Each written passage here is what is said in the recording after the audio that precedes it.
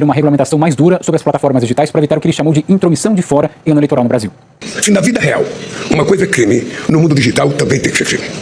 Não é possível você tratar como normal e como liberdade de expressão a indústria da mentira, a indústria da transmissão do ódio, a indústria da violência verbal, a indústria da desinformação, como ela tem acontecido no planeta. Então nós precisamos agora regular tudo que for digital, para que a gente dê soberania ao nosso país e que não permita, inclusive, intromissão de fora, sobretudo no ano eleitoral. O Balzar, depende de quem ouvir, tem uma interpretação, né? Há quem possa dizer assim, não, ele está falando ali de a gente ter cuidado com as redes sociais, fake news. Aí outros podem dizer, ele está falando em regulamentação de rede social, quer dizer, cadê nossa liberdade de expressão? Então eu queria entender que recados são esses que o presidente Lula manda lá da Espanha. Olha, Marcelo, o presidente Lula está com uma preocupação muito grande do que pode acontecer no período eleitoral com as redes sociais, com as fake news. De que forma as big techs vão lidar com esse tema das fake news, não só as big techs, mas também o Tribunal Superior Eleitoral, enfim, é um motivo de preocupação porque envolve questões de soberania nacional. Tem leis, todos os países têm leis e as plataformas digitais precisam respeitar essas leis e não podem, em hipótese alguma, interferir no processo eleitoral. Então, há uma preocupação com isso, que não é só do presidente, mas de todo o entorno do governo, do que vai ser feito, o que vai acontecer daqui para frente. O governo não conseguiu avançar muito no que diz respeito à regulamentação das redes sociais, ficou muito focado a regulamentação na proteção de crimes, crianças, crimes contra as crianças e adolescentes, o ECA digital, etc. Mas no tema das fake news, o governo não teve uma correlação de forças para avançar com uma regulamentação no Congresso Nacional, justamente porque a direita pega isso e, junto com as big techs, acusam o governo de querer censurar, etc. Mas a gente sabe que todos os países estão, nesse momento, discutindo de que forma regulamentar essas big techs. Não pode ser uma terra sem lei. As plataformas digitais não podem ser uma terra sem lei. É um tema que vai aparecer muito daqui para frente no período eleitoral, assim como esse tema das terras raras, que se tornou uma espécie de ativo comercial e diplomático do Brasil. O presidente Lula tem feito acordos de cooperação com vários países. Já fez com a Arábia Saudita, com a Coreia do Sul, com a Índia e agora faz com a Espanha. Isso parte de uma necessidade. O Brasil precisa de parceiros para explorar as terras raras. O Brasil detém a segunda maior reserva mundial de terras raras, mas não processa praticamente nada, não explora nada, não tem ainda nem sequer um marco legal das terras raras. Isso está parado no Congresso Nacional. Então o Brasil precisa de parceiros, não quer ficar preso a Estados Unidos e China. Então, de certa forma, o Brasil está valorizando o seu passe, valorizando o seu ativo, que são as terras raras, nessas conversas. E um último ponto sobre esse diálogo entre Lula e Pedro Sánchez, o primeiro-ministro da Espanha. Amanhã tem esse fórum em defesa da democracia, que basicamente é um fórum de líderes de esquerda, de centro-esquerda, etc.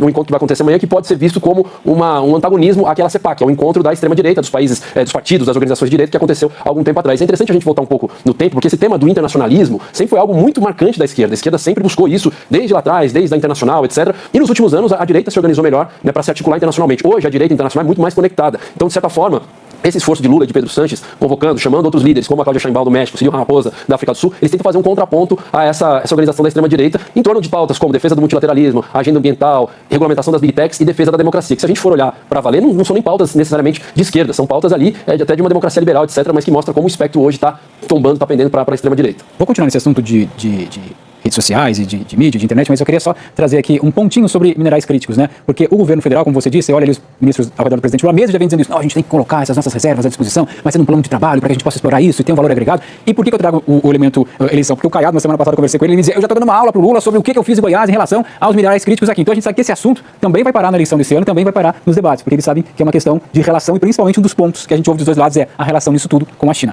Mas, Demetrio, eu quero te ouvir sobre a fala do presidente Lula sobre a questão das redes sociais, das big techs, da internet, interferência interna, como eles chamam ali, externa, perdão. Se a gente observar aquele trecho do discurso de Lula, a gente vai ver que existe um conflito entre a primeira frase e as frases seguintes. Na primeira frase, Lula diz, tudo que é crime fora das redes também tem que ser visto como crime nas redes. O que é verdade, óbvio e indiscutível. E em seguida, ele cita aquilo que não é crime, mas que para ele é crime.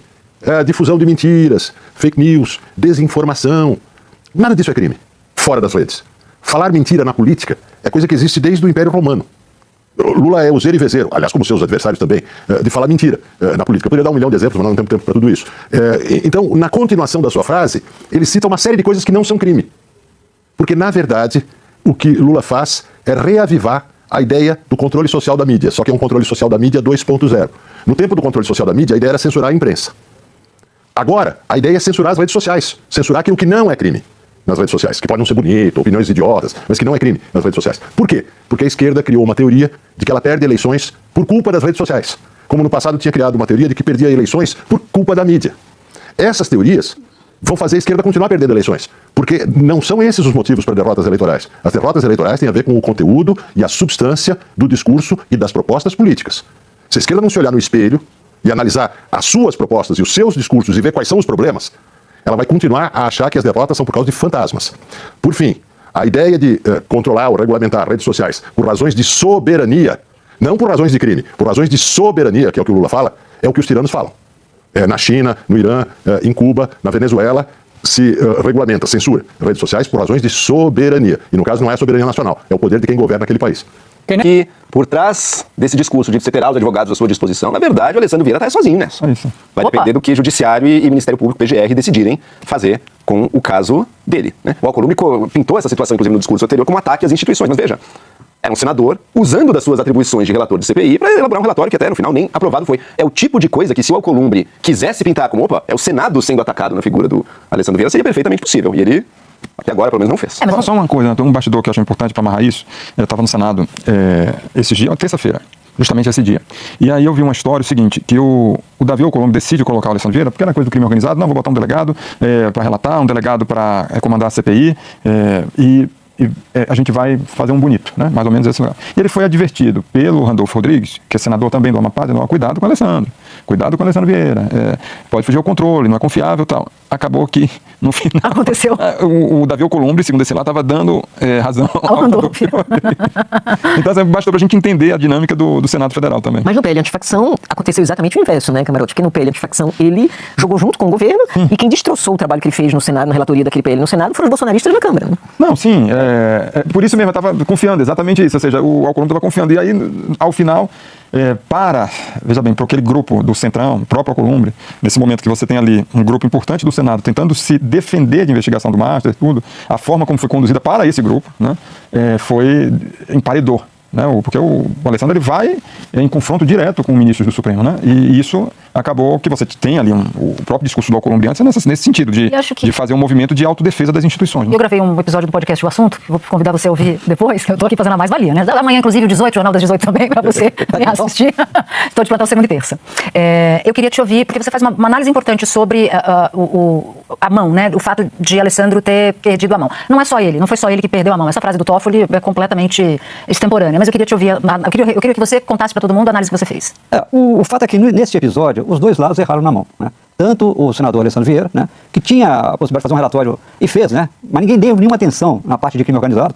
Inclusive, a parte de indiciamento dos 3 ministros do Supremo, Gilmar, Dias Toffoli, Alexandre e do PGR Paulo Gonet, era a menor parte do relatório dele. Né? E, no entanto, todo mundo só falou do indiciamento e não falou do restante. Ele errou claro, ninguém nunca jamais pediu indiciamento de ministro. Exatamente. Não, com motivo, concordo. Né? Então, ele errou na mão, errou totalmente na mão ali, e até colegas dele, né? Ele perdeu apoio até dentro de gente que apoia ele, senador que apoia ele, exagerou, errou.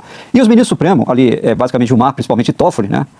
Errar, ameaçar o senador que está na sua atribuição. Você pode até criticar, você pode até reclamar. Agora, se ameaçar com inelegibilidade um senador que errou, mas ele está na sua atribuição, está fazendo um relatório dele. E eu acho que, nesse ponto, você começava o programa com a desordem institucional. O senador Alessandro Vieira, não de forma intencional, mas ele criou o ambiente para esse grupo do Supremo sair das cordas, se reagrupar e falar assim, opa, o que é isso? Agora virou... bagunça. Partir para ofensiva, né, Valerio? Partir para ofensiva. Então, ele saiu da defensiva e foi o seguinte, não, olha, o que estão fazendo com o Supremo é inadmissível. E aí, de repente, a gente está esquecendo de perguntar o seguinte, mas essa desordem institucional tem uma origem? Tem. Origem é que você tem fatos que precisam ser esclarecidos no Supremo que não foram esclarecidos até agora, né? A questão do Toffoli com o Risolta Ayayá, as negociações com o Fabiano Zettel, né? As conversas de Alexandre de Moraes, não estou falando que tem crime nessas questões, não estou falando que tem crime, mas tem questões para serem elucidadas aí. E aí, essa desordem começa a partir dessa falta de esclarecimento. E aí, de repente, essa semana eles, chegou o momento que a gente pode tentar tirar do foco o que está criando essa desordem e a gente partir para cima. E foi isso que aconteceu. E tem mais do que isso, que quando a gente usa a expressão desordem institucional, nosso cérebro vai automaticamente para o caso Master. Mas a gente mostrou o ministro Noronha dizendo que ele está sendo pressionado por um monte de advogado a fazer coisa errada e dizendo que estão vendendo voto. Mas não é só isso. Desordem institucional também o que não aconteceu esta semana, mas tem acontecido há anos. Orçamento secreto, emenda parlamentar, não tem liderança política que dê conta dessa bagunça que virou emenda. O Brasil, a sensação que eu tenho é de que o Brasil está politicamente desgovernado. O Brasil, eu falo Brasília, né? As relações, as pessoas, elas não só perderam a compostura, até ladrão, gente, até ladrão perdeu completamente o código dos ladrões de Brasília, que a gente já viu em outros escândalos. Olha, é só olhar o que já vazou do celular do Daniel Vocaro. Porque só fazer uma observaçãozinha sobre Alessandro Vieira para entrar aí nessa coisa da desordem. E ladrão só uma coisa no senhor que eu estou dizendo, é a Polícia Federal, tá? Não, sobre Alessandro Vieira, eu questiono um pouco se foi erro ou se foi voluntário mesmo, porque o Alessandro Vieira está completamente isolado na eleição para a recondução dele, do mandato dele, porque ele tentou um acordo com o governador Mitidieri, houve um desentendimento entre eles, a chapa dele tem 2 candidatos, que é o André Moura e o Rogério Carvalho e excluiu o Alessandro Vieira. Então, ele precisava criar um fato, né? Eu acho que tem um imperativo eleitoral ali. Agora, este fato não teria sido criado se ele tivesse feito o relatório não tivesse sido aprovado, cairia aí, por decurso de prazo, no esquecimento. Mas aí o Supremo fez o que fez com essa perseguição. Aí sim ele ganhou o fato, né? Então, ele não conseguiria criar tudo isso, essa solidariedade que ele teve, só foi por conta dessa representação do Supremo contra o que ele fez, né? Então, eu acho que tem... É uma solidariedade pela metade, né? Eu conversava com vários senadores lá, estava ontem no Senado, e todos falaram assim, olha, o que o Supremo está fazendo com o senador Alessandro é inadmissível. Todo mundo falava, com quem encontrei, todo mundo está exagerando, mas vários senadores que eu conversei falaram, é inadmissível. Mas eles colocavam porém, a gente acha que o senador o Alessandro exagerou. Ele errou na mão. Né? É claro que teve esse cálculo político, concordo contigo. Ele fez de forma pensada aquilo. Não foi uma coisa, não foi um erro, assim, né? Mas na minha visão acabou sendo um erro dele. Não foi um deslize, né? É uma linha fina entre o ganho eleitoral e a inelegibilidade ali, né? Pra ele trilhar isso, digamos assim. Então, se ele acabar escapando da inelegibilidade, pode ter sido, no final das contas. Eu acho que não vai acontecer nada. Honestamente, eu acho que não vai acontecer nada. Mas ele ganhou muita espuma, né? Agora, sobre essa desordem institucional, Natuza, não é a explicação, mas tem um dado sobre o qual eu tenho pensado muito quando eu vejo essa bagunça toda, que é o seguinte: o Lula que ascendeu ao poder em 2003 era um Lula com um projeto de poder. Um projeto de poder. Em decorrência desse projeto, a gente viu Mensalão, a gente viu Petrolão e a gente viu o Lula preso com todos os erros e acertos daquele processo, certo? O Lula pegou prisão, voltou ao poder como a única alternativa capaz de resgatar a democracia. Só que este Lula que volta tem um projeto de biografia, pelo que ele passou e pela idade. Interessante. E este projeto de biografia, ele não abriga mais o Lula que mediava os negócios do Estado brasileiro como ele o fazia lá em 2003 e ao longo daqueles 8 anos. Foi esta mediação que, ao fim e ao cabo, o levou à cadeia. Então ele volta, eu não estou dizendo que não há mediação do Executivo, não sou inocente a esse ponto. Eu estou dizendo que o Presidente da República não está mais no centro desta mediação. E aí criou-se um vácuo que não existe na política, como todos nós sabemos, e este vácuo foi ocupado por 2 poderes que estão em disputa: Supremo Tribunal Federal e Congresso Nacional. Brilhante, brilhante. Isso já tinha passado pela minha cabeça, não com essa clareza, em algumas frases que ou Lula soltou publicamente, ou pessoas nos bastidores disseram que Lula disse. Uma delas, por exemplo, quando ele publicamente vai e fala: se meu filho fez coisa errada, vai ter que pagar por isso. Não sei se é uma frase que ele diria lá atrás. A outra coisa, quando surgiu a conversa do Vorcaro dentro do governo, que foi naquela reunião, rapidamente ele foi a público para dizer o que tinha acontecido na reunião. Eu tenho a impressão de que o Lula não quer ser refém de absolutamente ninguém. E uma outra pista que para mim reafirma ou confirma o que você está dizendo: o Lula não se reúne sozinho mais com praticamente ninguém. Meus amigos, acompanhamos aí o Demetrio detonando, humilhando aí o descondenado Lula, que só tenta aí de todas as formas articular para prejudicar a população brasileira, colocando aí a população brasileira como criminoso em apenas colocar sua opinião e expressar sua opinião nas redes sociais, tentando dominar as redes sociais, tentando aí criar uma ditadura dentro do Brasil, porque quando as pessoas não conseguem dar sua opinião, colocar sua opinião, hoje a rede social, na verdade, é o campo mais democrático de todo o mundo, porque lá tem pessoas de todos os pensamentos, de todas as formas, de todas as ideologias, colocando a sua opinião. Mas só vale, a esquerda, ela é assim, ela fala em democracia, mas só vale o pensamento deles. Só o pensamento deles é correto, só o pensamento deles é o certo, e aí de alguém dar um outro pensamento diferente. Eles não aceitam diferença entre o meio deles, é só eles e os pensamentos deles, a ideologia deles. É impressionante como uns pessoal deles ainda tentam falar sobre democracia. Galera, eu queria fazer um pedido muito importante aí para vocês que nos acompanham aqui no canal. A gente precisa aí da ajuda de vocês, deixando o like, se inscrevendo no canal se você não for inscrito, dá essa moral, não custa nada, galera. Não custa nada você ajudar esse canal direito aqui, deixando seu like, se inscrevendo e também deixando seu comentário. É muito importante, beleza, galera? Tamo junto e até o próximo vídeo.